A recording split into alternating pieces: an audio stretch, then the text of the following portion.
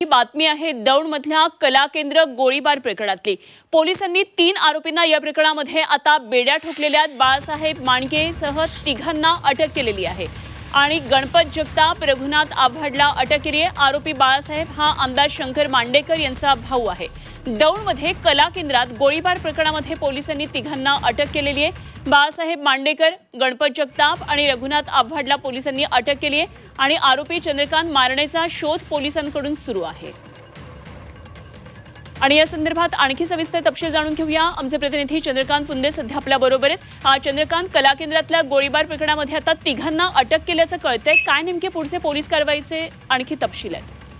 होय, काल खरं तर ते कला केंद्राचे संचालक आणि त्या महिला जे आहेत नर्तिका त्यांना पोलिसांनी एवढे ताब्यात घेतलं होतं, पण ज्यांनी गोळीबार केला त्या जगताप नावाचा आमदाराचा भाऊ आहे शंकर मांडेकर, जे भोर मुळशी हवेलीचे आमदार आहेत शंकर मांडेकर, त्यांचा भाऊ बाळासाहेब मांडेकर आणि नंतर एक जगताप आणि तिसरा जो अनोळखी आरोपी होता रघुनाथ आव्हाड, या तिघांना पुणे पोलिसांनी पहाटे अटक केली। काही ते स्वतःहून हजर झाले असंही सांगितलं होतं, पण पोलिसांनी तर त्यांना आता अटक दाखली। फक्त एक मारणे नावाचा आरोपी अजून तो मिळून आलेला नाही, तोही मिळून जाईल।